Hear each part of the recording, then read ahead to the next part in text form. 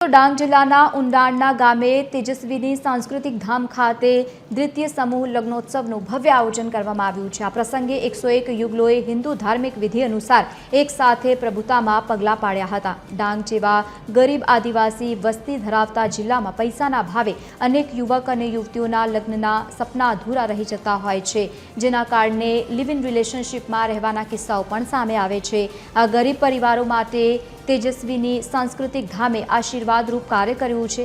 આદિજાતિ વિભાગના મંત્રી નરેશ પટેલ અને સાંસદ ધવલ પટેલ સહિત અનેક સંતો અને સામાજિક કાર્યકર્તાઓએ પણ ઉપસ્થિતિ આપી હતી। નવદંપતીઓને આશીર્વાદ આપી અને સંસ્થાના કાર્યને બિરદાવ્યું હતું।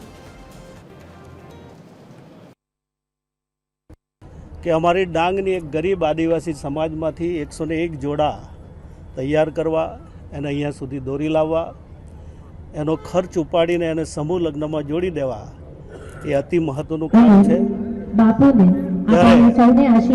હું ચોક્કસ આ સંસ્થાને અભિનંદન આપું છું ને એનાથી વિશેષ હું જે દાતાશ્રીઓ છે આ સંસ્થાઓ પર જેમણે ભરોસો મૂકીને 101 જેટલા જોડાઓના સહારે આવ્યા છે, એના સમૂહ લગ્નમાં એનું દાન છે, તો આ તમામ લોકોને ખૂબ અભિનંદન આપું છું। ખાસ કરીને તેજસ્વી ટ્રસ્ટ દ્વારા આયોજિત અમારા પૂજનીય હેતલ દીદી જે અથાગ પરિશ્રમથી 101 જેટલા આદિવાસી જોડાવાના સમૂહ લગ્નના જે આ પ્રસંગ છે એમાં અમને આવવાનો અવસર મળ્યો।